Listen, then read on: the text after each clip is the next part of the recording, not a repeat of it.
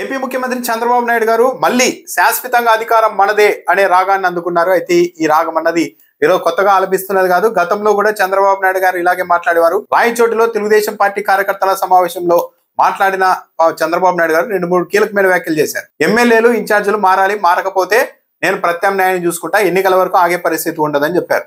అంటే ఎమ్మెల్యేలు దారి తప్పారు అన్నది చంద్రబాబు నాయుడు గారికి అర్థమైందన్న విషయం చాలా క్లియర్ గానే అర్థమవుతుంది. అయితే ఇలాంటి వార్నింగ్లు ఇప్పటికీ చంద్రబాబు నాయుడు గారు 13 సార్లు ఇచ్చారు. ఎమ్మెల్యేల పద్ధతి మారాలి, లేకుంటే చర్యలు తీసుకుంటాం, కఠినంగా వ్యవహరిస్తామంటే ఇప్పటికో 13 సార్లు లీక్ వార్తలు రాయించారు. కానీ ఎక్కడా ఏ ఎమ్మెల్యే తగ్గలేదు. చివరకు కేబినెట్ సమావేశంలో డిప్యూటీ సీఎంగా ఉన్న పవన్ కళ్యాణే కొందరి ఎమ్మెల్యేల తీరు మరీ ప్రమాదకరంగా తయారైపోయింది, ప్రైవేట్ జీవితాల్లోనూ కూడా వాళ్ళు చొరబడిపోతున్నారు, ఇద్దరు వ్యక్తుల మధ్య ఏదైనా వివాదం వచ్చి ఆ తర్వాత వాళ్ళు రాజీ కుదుర్చుకోవాలనుకుంటున్నా సరే ఎమ్మెల్యేలు మాత్రం ఒప్పుకోవడం లేదు, నేనే స్వయంగా ఒక ఎమ్మెల్యేని హెచ్చరించినా సరే ఫలితం లేకపోయింది, ఆయన మాత్రం మారలేదని చెప్పారు.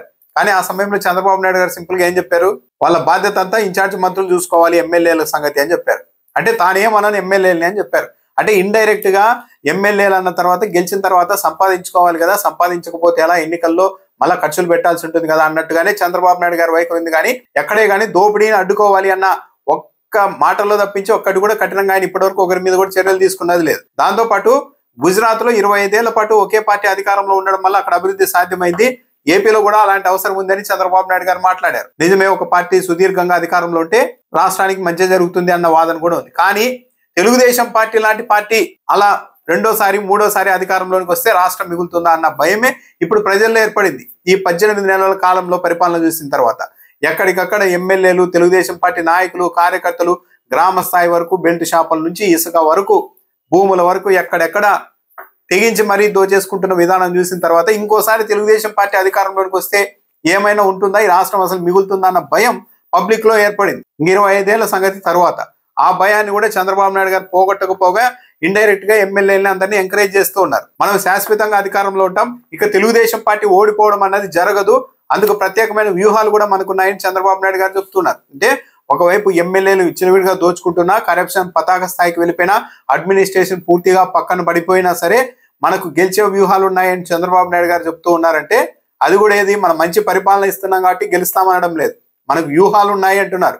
అంటే ఏదో బియాండ్ వ్యూహాలని మాట్లాడుతూ ఉన్నారంటే మంచి పరిపాలన అవసరం లేదు మనకి, అయినా మనం గెలుస్తామని చెప్తున్నారు. మరి ఆ వ్యూహాలు ఏంటో ప్రజలే తెలుసుకోవాలి. మరి పైగా ఆయన మళ్ళా గెలుస్తాం, శాశ్వతంగా గెలుస్తాం అనేది ఇప్పుడు కాదు, 2014-19 వద్ద ఉన్నప్పుడు పదే చంద్రబాబు నాయుడు గారు మన మీద 80% మంది 70% మంది ప్రజలు మోజుగా ఉన్నారు టీడీపీ మీద, అసలు టీడీపీ ఓడిపోవడానికే ప్రసక్తే ఉండదు, ఆ విధంగా ఉంది మన మీద మోజు ప్రజల్లో అని చెప్పేవాళ్ళు. 23 సీట్లకు పడిపోయింది తెలుగుదేశం పార్టీ 2019 ఎన్నికలకు వచ్చేసరికి.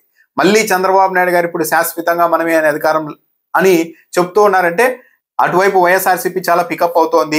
ఏ కార్యక్రమానికి పిలుపునిచ్చినా వేల మంది రోడ్ల మీదకి వస్తున్నారు 18 నెలల కాలానికే. తెలుగుదేశం పార్టీ ఓడిపోవడం, వైఎస్ఆర్సీపీ అధికారంలోకి రావడం గ్యారంటీ అన్న ఒక అభిప్రాయం, ఒక వాతావరణం ఏర్పడుతుంది. కాబట్టి దీన్ని బ్రేక్ చేయాలన్న ఉద్దేశంతోనే మేము ఎలాంటి పరిపాలన అందించినా సరే మాకంటూ వ్యూహాలు ఉన్నాయి, మేము మళ్ళీ గెలుస్తాం, ఓడే ప్రసక్తి లేదని చెప్పడం ద్వారా ప్రతిపక్షాన్ని మళ్ళీ ఆత్మరక్షణలోని పడేయడం, తెలుగుదేశం పార్టీ కార్యకర్తలు ఎక్కడ నిరుత్సాహపడుతూ ఉంటే లేదంట చంద్రబాబు నాయుడు ప్రత్యేకంగా వ్యూహాలు అమలు చేస్తారట, మళ్ళీ గెలుస్తాం కాబట్టి మనకి ఏం భయం లేదని ఎక్కడికెక్కడ యథేచ్ఛగా వాళ్ళు చేయాల్సిన పనులు చేసుకునేలాగా చంద్రబాబు నాయుడు గారు పరోక్షంగా ఎంకరేజ్ చేస్తూ ఉన్నారు. నంద్యాల ఉప ఎన్నికల సమయంలో కూడా చూసాం, ఏకంగా నంద్యాల ఉప ఎన్నికల్లో మొత్తం అధికార బలాన్నంతా ఉపయోగించి బై ఎలక్షన్ గెలిచేసి నేను ఈ ఎన్నికల మీద ఒక పుస్తకాన్ని రచిస్తాను, ఆ పుస్తకాన్ని తెలుగుదేశం పార్టీ నాయకులకి అందరికీ పంచిపెడతాను, ఈ బుక్ ను ఫాలో అయితే చాలు మీరు శాశ్వతంగా గెలుస్తూ ఉంటుంది, తెలుగుదేశం పార్టీ నాయకులు గెలుస్తూనే ఉంటారని చెప్పారు. అని ప్రజలు అంత అమాయకులు కాదు, 23 సీట్లకు 2019 ఎన్నికలకు తీసుకొచ్చేశారు. సేమ్ ఇప్పుడు అంతకంటే దారుణంగానే పరిస్థితులు అయితే ఉన్నాయి. పరిపాలన ఇంకా చంద్రబాబు నాయుడు గారు గత పరిపాలన కంటే ఈసారి పరిపాలన చాలా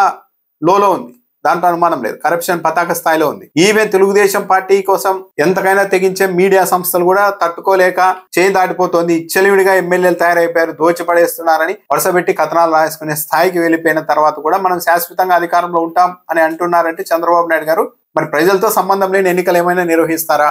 వైఎస్ఆర్సీపీ అధికారంలో ఉన్నప్పుడు మళ్ళీ మేమే గెలుస్తాం, చాలా స్థానాలు గెలుస్తాం, కుప్పం అసెంబ్లీ స్థానాన్ని కూడా గెలుస్తాం అన్నప్పుడు ఇదే చంద్రబాబు నాయుడు గారితో పాటు టీడీపీ నాయకులంతా ఎంత అహంకారం వైఎస్ఆర్ కాంగ్రెస్ పార్టీ వాళ్ళకు, కుప్పం కూడా కొడతామంటున్నారు, అంటే ప్రజలు అంత అమాయకులా అంటూ మాట్లాడారు. అలా మాట్లాడిన వాళ్ళే ఈరోజు చంద్రబాబు నాయుడు గారు ఏకంగా గెలవడం సంగతి పక్కన కాదు, శాశ్వతంగా మనమే అధికారంలో ఉంటాం, అలాంటి వ్యూహాలు ఉన్నాయి మన దగ్గర అని చెప్తూ ఉన్నారంటే మరి అప్పుడు వైఎస్ఆర్ కాంగ్రెస్ పార్టీ వాళ్ళది అహంభావం అయితే ఇప్పుడు తెలుగుదేశం పార్టీది చంద్రబాబు నాయుడు గారి మాటలని ఏ కోణంలో చూడాల్సి ఉంటుంది?